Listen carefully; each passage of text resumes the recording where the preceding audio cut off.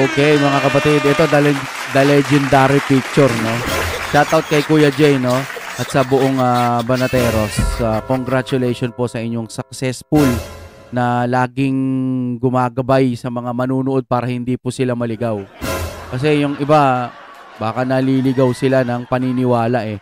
Pero dito sa mga Banateros, pag tama, palakpakan. Pag mali, kaltukan. Hindi, banatan, no? Kaltukan ng mga salita. Yan. Ito po ay galing po kay Kuya Jay Guevara. Yan, dati na rin po natin tong nire-reactionan. Pero mas maganda kompleto. Balikan ho natin siya ngayon. Ayan, Jay Guevara TV. Nasa description yan. I-subscribe niyan. Dahil naghahatid po yan ng balita. Patungkol lang din ho sa katotohanan. Ayan, part 8, Saldico, BBM. Natatakot na driver ni Saldico, umamin na. Ang hirap kasi sa mga taga-kabila, pagka may umaamin na, alam mo yun, fake news, o si Saldico walang ebidensya, bumalik ka rito, yan, mga ganyan. Kahit may mga ebidensya na AI. Tara mga kapatid, pag-usapan ho natin at panoorin. Kung gusto nyo naman ng mura na at mabilis na internet, nandito na ang Fiber ni Juan. Maaasahan, kaya tawag na. Baka meron na sa inyong lugar ang Fiber ni Juan. Alright, okay, ito na. I-play na ho natin to. Diyos ko po, Mario Seps. Pinsan ni Marcos Jr. kinasuhan. At ito, Gloria Diaz may inamin. Papatungkol doon sa pasabog ni Senator Amy Marcos. At ito, driver ni Saldico ay umamin na. Naku po, ang dami natin pag-uusapan. At ito, yung kumakalat na video online ng pagdakip daw or pagkadakip ni Congressman Saldico. Di ko alam kung totoo ba to. So yan po, no? Online, dinakip talaga? So ang dami ho nating mga pag-uusapan ngayon, mga kaibigan. Sus Mario. Bigla ako naging Bombay Ay mga pag-uusapan natin ngayon, mga kaibigan. Sino kaya ito pinsan ni Marcos Jr. na nakasuhan? Nung nakaraan, pinsan ni Lisa ang nakasuhan. Ngayon pinsan naman ni Marcos Jr. Aba, sinong pinsan kaya ito? Ako hindi ako naniniwalang si Romualdez yan. Hindi pwede, no? Ano yan, matibay yun At mukhang malala tong pinsan niya na to, ha? At ito, yung nga pala, yung part 8 na maaaring mas ikakagalit ng palasyo na ilalabas ni Saldico. Kaya todo effort na sila na wag mailabas to. At unahan ko na si Saldico, ito yung mga ilalabas niya. May mga ilalabas pa si Saldico na pang talaga? Pang pinali, kumbaga, ang dami. Pero mo naging part 8 na, no? Antindi. Tapos, kamakailan lang ay nagsalita po itong si Gloria Diaz about sa 500 na Noche Buena. At talagang may mga artista din na naging against sa kanya. May nadiskubre ako kay Gloria Diaz, kay Lisa Araneta Marcos, at Marcos Jr. na yan ang ipapakita ko sa inyo maya-maya lang. Bago tayo mapunta doon, syempre, paki-like and share to para mapanood pa ng iba natin mga kababayan, lalo-lalo na yung mga hero abroad o OFW saan man sulok ng bansang Pilipinas. Dito muna tayo. Dito muna tayo sa mga rep. Sa kanya palang sound effects yun. Sabi ko, wala naman akong pinindot. May sound effects palang sarili si Kuya Jay. Reaksyonan natin, kagaya lang ho nito. Hoy BBM, magnanakaw. Hindi mo legacy project yan. Gumawa ka ng sarili mong project. Alam mo itong si Ma'am Guanzon. Sa totoo lang, yan talaga kung tutuusin si PBBM, no? Sinasabihan niya si PBBM na adik, ganyan. Kung tutuusin, kotang-kota na, pwede niya nang idemanda si Madam Guanzon, di ba? Pero ba't ayaw niya? Di ba? Yung mga nagsasabing adik siya, yung kanyang kapatid na sinasabi daw, hindi naman kapatid. Ang gulo, no? O ba't hindi niya idemanda? Si BP Sara, amoy alak daw siya, bla bla bla. Ba't hindi niya idemanda yung mga yon? Kaya ba ayaw idemanda ni PBBM? Kasi magkakaalaman. Kaya lang ang aking base sa opinion, ano? Kuya Jay, ano ba yan? pati Bukana Bridge ninanakaw ni BBM. Gusto lang niyang ipakita na hindi siya takot magpunta sa Davao. Pero nag-helicopter siya at isinira. Ano yan? Titignan natin. Isinira ang Coast Guard. Coastal Road.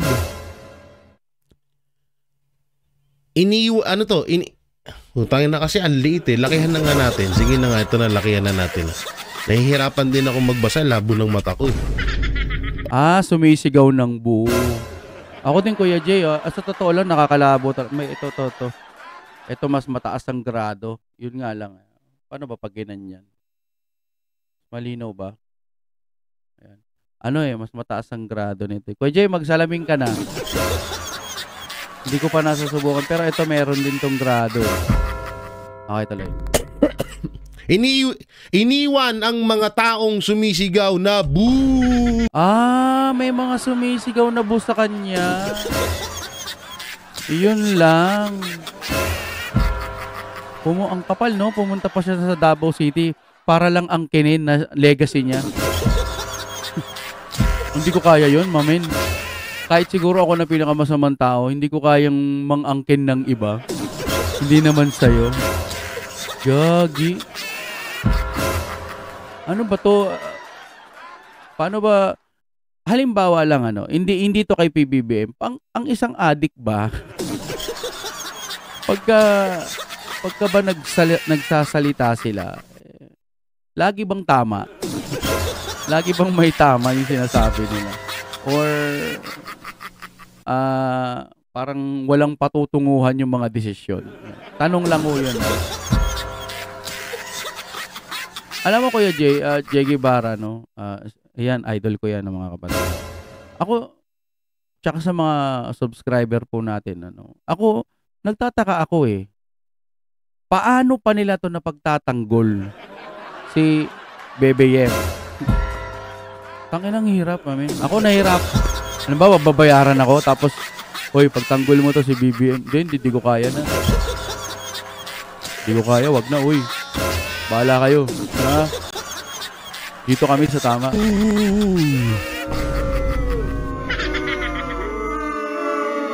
Alam niyo itong si Marcos Jr. sobrang nagpapatawa. Sa totoo lang, Marcos, nasa sayo na lahat. Sa totoo lang, nasa sayo na lahat talaga. Ako nga, ngayon lang ako nakakita ng ganitong presidente na talagang nasa kanya na nga talaga lahat, no? Lahat ng maiisip mong pwedeng nakakatawa, nasa kanya na. Biruin mo magnanakaw ka na, adik ka pa ayon sa kapatid mo, pati yung proyekto, yung proyekto ng iba, inaangkin mo. Aba Marcos, magtira ka naman ng kasalanan sa iba. Huwag mong angkinin ng kasalanan, huwag mong lahatin ng kasalanan ng ibang tao, masyado mong kinukuha lahat. Halos lahat na magtira ka naman para naman sa iba, para magkaroon din naman sila ng kasalanan. Anak ng teteng yun.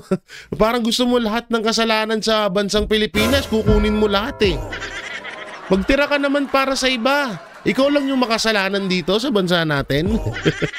Ikaw lang gusto mo makasalanan. Huwag ganun. Huwag ganun, Mars. Bonget, magtira ka naman. Lahat na nasa iyo Pagiging addict, sabi ng kapatid mo. Magnanakaw, sabi ni Saldico. Puro sabi ni Saldico yan. Ng ibang tao yan Hindi, kahit irekta mo si si Madam Guanzon ka, nirerekta na magnanakaw Ba't di nila idemanda? Tsaka mula noon pa, lagi na siya nasasabihan na magnanakaw, di ba? Hindi mismo nanggagaling sa akin yan. Di ba? Lahat na lang nasa sayo. Pati yung may superpowers ka na rin. Nakakausap mo yung tatay mong matagal ng patay. Grabe ang epic nun, mamen. During mo may bumubulong, kakausap yung tatay, no? Siguro nung time na yun, kung totoo yung sinasabi ni Madam Amy, lakas tama ka talaga nun, mamen. Nakakausap ko, parang araw-araw ata o linggo-linggo. Gaging bangis nun. Only in President BBM kung totoo, no? Hindi nun, lakas tama. Yung bagyo, gusto mo mag-adjust sa'yo, kailangan may schedule kada papasok sa Pilipinas. Anak ng tema. Sabi niya, yung bagyo hindi na daw sumusunod. Anong gusto mo ba? Putik yung bagyo mag-a-adjust sa'yo. Hindi ko kaya ito, man. Ang ka naman, no? Lahat na lang kinuha mo na eh. Matatakot na sa'yo si Satanas. Ay, lako. Di sa totoo. Sa totoo lang, Marcos, natatakot na sa'yo si Satanas. Wala na eh. Kung si Satanas nasa 99% na makasalanan sa buong planeta, ikaw 101%.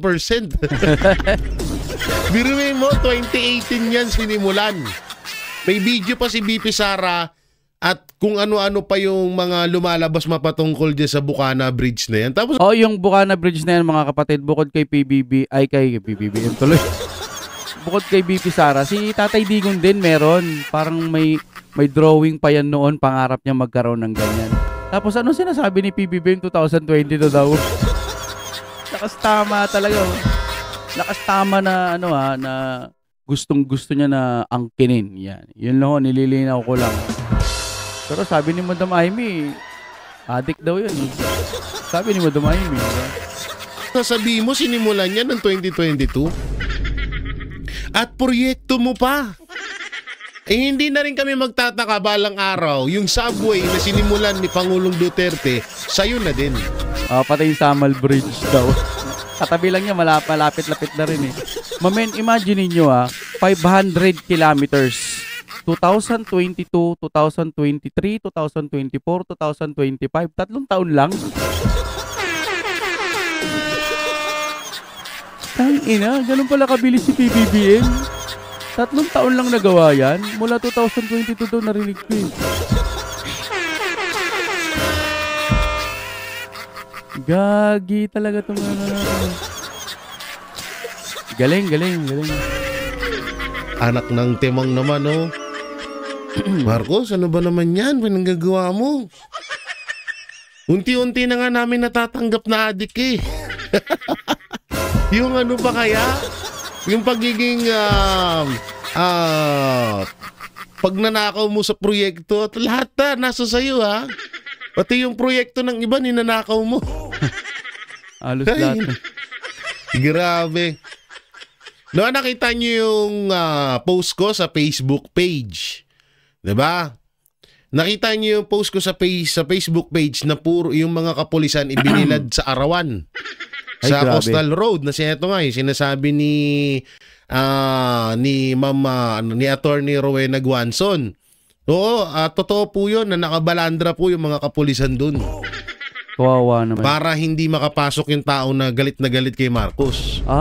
At dito, talagang totoo yung sinasabi ni Attorney Rowena Guanzon na pinapakita niya lang na hindi siya takot sa mga Duterte at nangaasar lang siya. Alam niyo, ito yung pamamagitan ni Marcos Jr. kung paano siya mangasar. Ito yung ganitong ano yun, ganito. Kaso, kada mangaasar siya, bumabalik sa kanya agad. Buwi bingo agad sa kanya. Bumabackfire sa panga niya. Ay. Hindi, alam nyo mga kapatid, sa panga. Hindi, sa totoo lang iilan na lang ho ang kumakapit dyan kay PBBM. Pero halos karamihan ng matatalinong tao ayaw na po kay PBBM. Doon mo na lang malalaman, Doon mo na lang malalaman sa isang tao. Pero sa mga elders natin, kasi minsan talagang solid na yan, hindi na mawawala yan. Ganun talaga. Pero sa mga mas fresh pa, mas medyo bata-bata pa, kahit siguro mga 60 o ano man, 60, 40, 30, 20, lalo na mga teenager, 'di ba? No? Alam mo, nakakaunawa ka na ng mga bagay-bagay. Pag ayaw mo sa Duterte, isa lang ang ibig sabihin noon, kulang ka sa search o sinasapot ng gagamba yung utak mo dahil nabibrainwash ka. Ngayon, kahit hindi ka maka-Duterte, tapos nakita mo tong presidente na to, halimbawa, gusto mo kakamping, O kakampwet. Iba kasing kakamping sa kakampwet. Yung kakamping, talagang gusto rin niya ng mga katarungan, ganyan. Pero yung mga kakampwet, yun yung mga sumasabit lang talaga. Solid yan, mga kakampwet. No? Kapag ka ikaw ay makabayan, tapos nakita mong mali na yung ginagawa ni BBM, ayawan mo talaga. Pero kung kumakapit ka pa rin kay BBM, tapos matalino kang tao, hindi pagiging matalino yon. Wala lang, base lang ko sa opinion ko. Kasi nakikita mo na, ang dami nang umaangal kay PBBM. Subukan yung mag-search, subukan yung tignan, ano ba talagang meron to. Tapos yung mga taga-kabila, pinagtatanggol to. Hindi na natin alam kung habang pinagtatanggol nila, pababaw sila ng pababaw. Wala, yan ang gusto nila eh. No? Alam na nilang mali. Sa totoo lang, alam talaga nila. Yung nga lang talagang pinagtatanggol nila. May pera eh. Yun lang base lang ako sa opinion ko. Eh kung wala naman pera yun, magkakalasan yung mga yan. Alam mo, para sa atin para lang, kung halimbawa ako presidente, halimbawa lang, tapos ayaw na sa akin ng mga tao, parang nakikita ko, palpak na. Alam mo kung matino pag-iisip ko, bababa na ako. Sa akin lang ayoko na, ayaw na sa akin ng tao eh. Ganon. Hindi yung pinipilit mo pa rin sarili mo na kahit hindi naman sa yung project, sasabihin mo sa'yo. Wala talaga to. Ewan ko ba? Tuloy natin Sorry. Anak ng teting ka naman, Marcos. Lahat na lang kinuha mo na. Magtira ka sa iba kawawa iba, wala nang kasalanan, nasa sayo na lahat. Kinuha niya na lahat eh. Ay, naku. Eto, dito pa tayo. Lahat na lang no? Wala na talagang inubos mo na lahat eh. Eto. Wala akong statement tungkol sa Noche Buena o bonus. Mga bayarang vloggers lang ang nagpapakalat ng mga paninirang. Sa Ahmed Post, huwag niyong ipasa sa akin ang kapalpakan ng isang sekretary ukol sa kanyang 500 Noche Buena. Hindi, alam niyo, ito totoo itong sinasabi ni Senator Rodante Marcoleta na wala talaga siyang inilalabas na statement dito mapatungkol sa 500 na Noche Buena. Kaya nga nakakatawa, kaming mga Duterte supporters or mga banateros, lalong-lalo ng banateros, palaging kami sinasabihan ng mga vlogger na nagpapakalat ng fake news, yung mga loyalista. Kesyo kami daw mga fake news. Tingnan nyo to, alam nyo yung mga nagpapakalat nito, yung mga vlogger ng mga pinklawan, yung mga dilawang tae, at yung mga loyalistang tanga. Sila yung mga nagpapakalat ng ganitong issue para may mapag-usapan sila. Kasi una-una, ano naman ang kanilang itatapik sa kanilang boss na si Marcos Jr., una-una, yung nang-angkin na nga lang ng proyekto, pumalpak pa. Diba? Nakita niyo yung diba? Nang-angkin siya ng proyekto.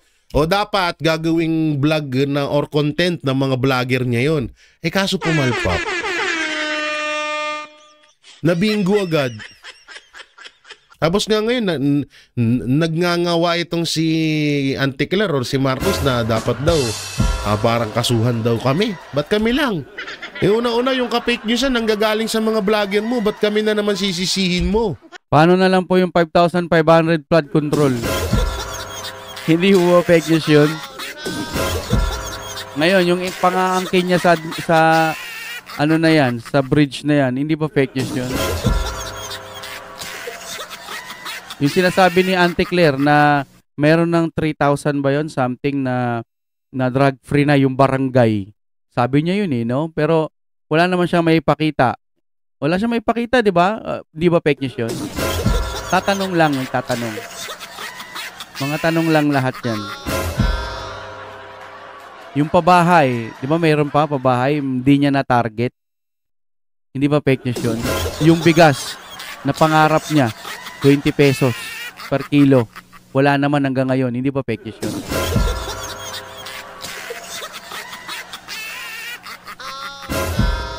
Wala talaga tong gobyerno natin. Mamaya papakita ko sa inyo yan. At chinek ko din ng mga social media account ni Senator Marcoleta. Wala naman po talaga siyang sinabi. Wala siyang komento dito sa 500 Noche Buena na yan. Okay. No, at hindi naman na din dapat din pag-usapan yan dahil hindi na rin naman din kataka-taka bakit sinasabi ni sekretary na to etong 500 Noche Buena na yan. Alam nyo ganito ulitin natin at tapatin natin kayo. Oo, kakasya yun kung sa mga challenge. 500 pesos pagkakasyahin sa Noche Buena. Okay yun. Pero hindi yun normal.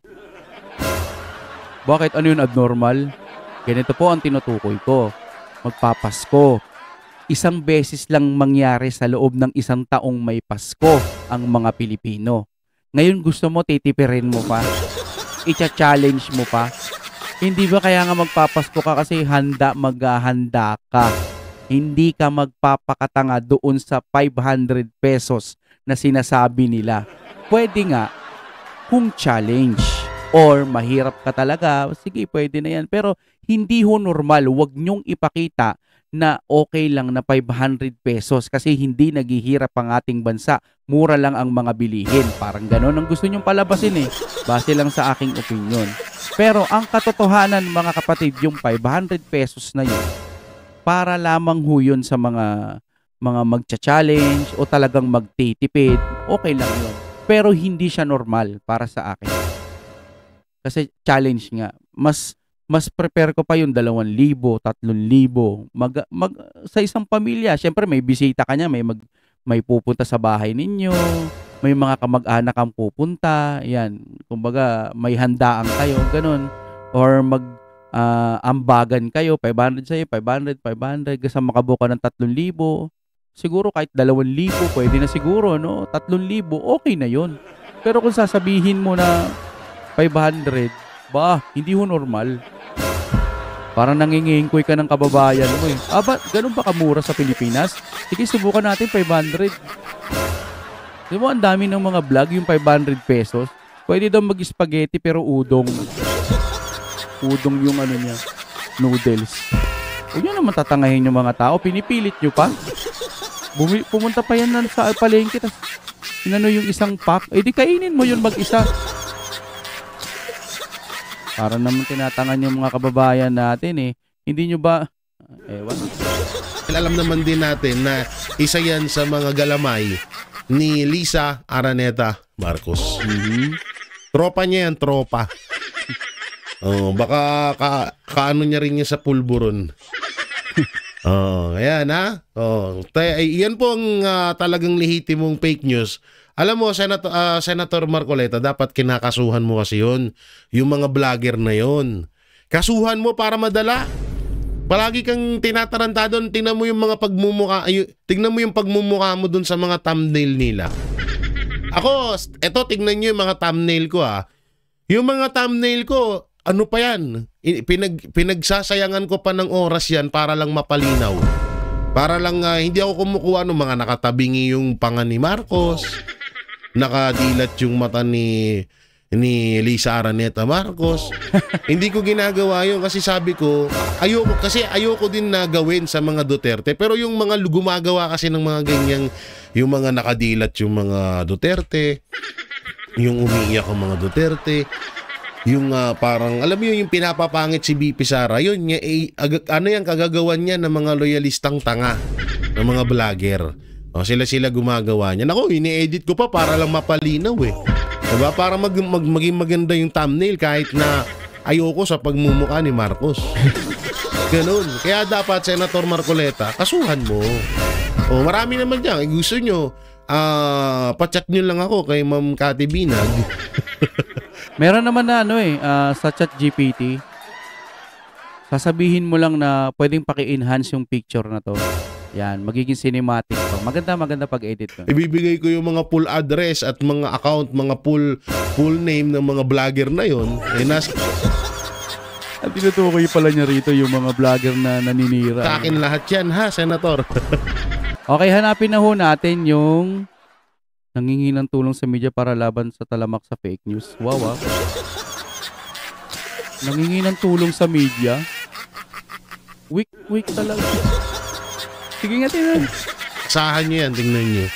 Ang ginang, tsaka ito, kung una mong, ito pa isa, lalabanan mo ang ka-fake newsan. Nanggagaling sa mga sumusuporta sa inyo ng mga vlogger yan. Sa mga vlogger na sumusuporta sa inyo, nanggagaling ang ka-fake newsan. Ay nako, delikado kayo dito mga vlogger ha. O yung mga loyalistang tanga. Yung mga pink tae, dilawang tae.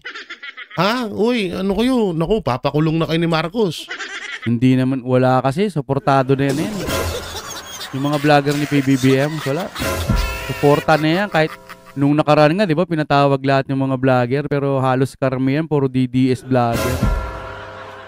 Mukhang ano ha? Mukhang nag-iispadahan na yung magpinsan.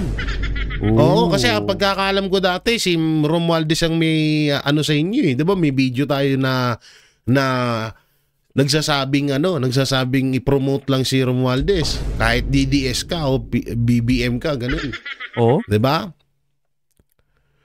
Baka mamaya pinag-iinitan, nako, magyari kayo diyan. Tingnan mo si Saldico, ang tagal nilang kasama yan, ang tagal nilang pinakinabangan. Hindi kayo masyadong kilala ni Marcos Jr. Kung si Saldico nga ngayon ginigipit, kayo pa kaya mga vlogger? Naku po, patay tayo dyan. Oo nga, no? Yung ipon nyo sa per month nyo sa pangbabalahura sa mga Duterte, ubos sa kulungan yan. Aray ko. Ang inang yan. Ingat-ingat kayo ha. Ipapatrabaho ata kayo ni Marcos. Ayan no? Nagsumbong. Pero hindi nila priority aatakin nila mga nagtatanggol sa kanila. Parang malabo yun. Nasa media. Nangihingi ng tulong, anak ng teteng, presidente ka, nangihingi ka ng tulong sa iba. Ay, yun nga iniisip ko presidente ka, aksyonan mo yung mga nagpe-fake news. Di ba mayroon naman dyan, may mga ahensya naman tayo patungkol dyan. Di ba, no? Ano ba sa'yo? Distress ako sa'yo. Tapos tulungan nyo ako, mga, ano ba yan? Kayo magsumbong ng bayan, ICI, magsumbong kayo sa akin. O, parang walang intelligence pa naman ito. O, dito tayo ha. Ito. Pinakamababa mo lang maupo bilang Pangulo. Tingnan natin to ha. Ito.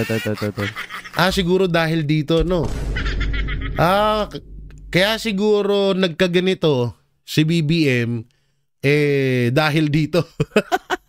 Ratings ni Marcos Jr. pinaka mababa mula ng maupong Pangulo. Saklat. Kawawa naman. Kala ko ba tumaas? Hindi, sa bagay siya na rin mismo nagsabi. Di ba? Sabi niya ng ganun, babalik ko yung tiwala ng taong bayan. Paano babalik ng taong bayan? Nangaangking ka pa ng hindi sa'yo. Patigasan na lang talaga ng pangato. Kauna-unahan. Kita mo, bumasag ka na naman ng record, Marcos. Bumasag ka na naman ng record. Ikaw ang kauna-unahan presidente na may ganitong trust rating. Bangis talaga no? Okay, hanapin naman natin. Marcos Jr. tinawag na baliw na conspiracy theory ang mga nagpapaka... Ano bang apektado ba siya sa... di kung hindi totoo, hindi. Ganun. Magtrabaho ka na lang at papatulan mo pa ba yung mga ganyan? Publiko, kasama ako doon. Nahumusga ng tama.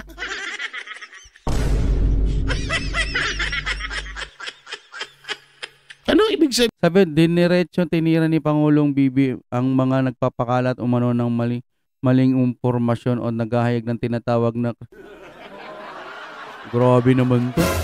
Yung ano mo lang yung inaangkin mo lang yung tulay Grabe talaga tong taong ito, no? Hanapin natin yung ano dito.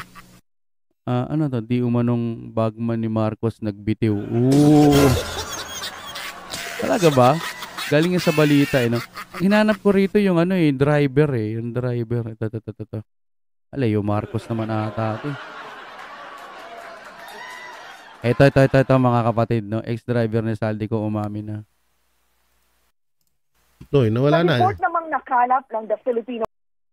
Dito, mahaba to. Ito. Okay. plea. Yung ating exclusive interview kay alias Joyce noong pong Martes na nagbunyag tungkol sa mga naging galaw ni dating Congressman Zaldico sa Paris. Ngayon, nagsalita na po yung nabanggit niyang driver ni driver ni Ko na si Toto Sarabia tungkol po sa naging pagseserbisyo niya sa dating kongresista. Yan ang ihahatid sa atin ng ating Europe correspondent na si Rose Eclarinal kasama daming tubig, ang The Filipino Correspondent Network o TFC. Miss Rose, magandang umaga. Magandang umaga sa inyo dyan sa Pilipinas. Yes, umamin ang dating driver ni Zaldico sa Paris na huli silang nagserbisyo sa dating kongresista noong Panghulyo. Bago pumutok ang iskandalo sa insertion sa 2025 budget at di umano'y korupsyon sa flood control projects. Sa exclusive interview ng The Filipino Correspondent Network PFCN kay Toto Sarabia, inamin niyang naging driver nga siya ni Ko sa France simula 2023. Pero hindi siya naging driver sa Portugal. Bagamat isa siya sa regular driver ni Ko, hindi raw niya ito nasundo sa airport at hindi rin niya alam kung totoong may sariling private plane si Ko na naibalitang nasa Le Bourget. Ngayon, nagadawit ang pangalan niya kay Ko, nais niyang linawin na ang lahat ng naipundar niya ay galing sa pagsisikap ng pamilya sa 30 taon nila sa Paris. Hindi, tsaka anong dahilan? Ba't dinadamay niyo tong driver ni Zaldico? Di ba? May batas ba nga? Hindi, ito ay katanungan. May batas ba na gano'n na... May batas bang gano'n na... tawag dito? Na pagkasama mo ay isang... Katulad ni Zaldico ay ano ka rin? Dawit ka din sa kaso ganun? May batas bang ganun? Hindi ko alam ha.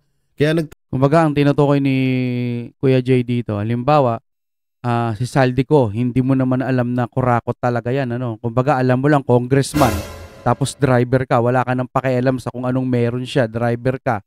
No? May kaso ba yun? Na hindi mo alam na kurakot pala. Halimbawa lang, no? Halimbawa, na ito si Zaldico ay kurakot pala. Halimbawa lang po, madadamay ba yung driver? Yun lang din, may batas bang ganun? Parang accessories ka? O, tatanong ako, comment nyo na lang dyan sa baba. Una-una, para sa akin siguro, hindi na dapat pa idamay itong driver na to. Sa bagay, no, yung pagtanggap ng pera na pinagnakawan ni Zaldico tapos pinapasahod niya rito. Pag hindi alam, okay lang siguro. No? Pero pag alam niya, pwede sigurong may kasalanan siya. Siguro hindi niya rin, kasi kailan lang din naman nalaman yan. Kung ako, driver ako, ako ay tao, nangangailangan ako ng pera, nangangailangan ako ng trabaho, tatanungin ko pa ba na, sir, yung pinapasahod mo sa akin, saan ba galing yan? Diba? O sir, yung pinapasahod mo sa akin, saan galing yan? Parang ang awkward naman yun. Awkward ba yun? Parang ano ba pakialam mo? Basta pinapasweldo kita. No? Pwera na lang kung matapang ka. Kailangan naman na tanungin mo yung tao sa ganun. Siguro hindi mo naman kailangan ng tanungin yung boss mo. So dapat hindi ito dinadamay. Mas maganda yun, tama yun. Kukuhanan lang siya ng impormasyon pero hindi siya idadamay dito sa mga ganito, sa kaso ni Zaldico. Kasi wala namang kadamay-damay naman din talaga. So inamin niya na naging driver siya. No. Ang malapit siguro nito, baka naging driver siya tapos may mga mali-maleta, no? Sa bagay, napaka-chismosa naman ni driver na yan. Kung tatanungin niya pa, sir, ano ba naman yan? Depende kung close sila. Wala na. Report namang nakalap ng The Filipino Correspondent Network sa Paris nitong Setyembre, sinabi ni Elias Joyce na dati nagtatrabaho sa pamilya ko na alam ng ilang Pinoy sa Paris na pag-aari ni Zaldico ang bahay sa 31 Avenue Montano pang 2022. Okay. Nasaksihan din daw niya ang magarbong buhay ng dating kongresista at ng pamilya na nagpasara pa umano ng Burberry shop para sa private party ng anak Grabe, no? taong Sana all. 2023. Sa Yaman. ngayon, wala umano ang anino ni Ko sa Paris at wala rin umanong alam ang dating driver sa maaaring lugar na kinaroroonan ni Ko. Sa Paris man o sa Nako, ang mahirap niyan, ikaw ang gawin ni... Nako po. Eto nai-imagine ko lang ha. Tano mamaya baka ito yung gawing ano dyan. Oh, yan. Alam mo yun, para lang masabing may nahuli.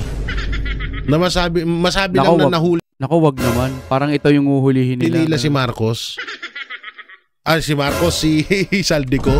O eto, yung driver ni Saldico, nahuli na natin. Wala tayong sasantuhin. Nye, wag naman sana. Hindi, example lang naman. Pero wag ko sanang ganun, mga kapatid. Okay, siguro hanggang dito na lamang po tayo. Maraming salamat sa komento ni Kuya Jay, no? Grabe. Hanggang kailan magiging ganito ang ating Pilipinas. Maraming salamat po sa inyong panonood and huwag kakalimutan mag-like, ha? Oh my God, we'll be back again.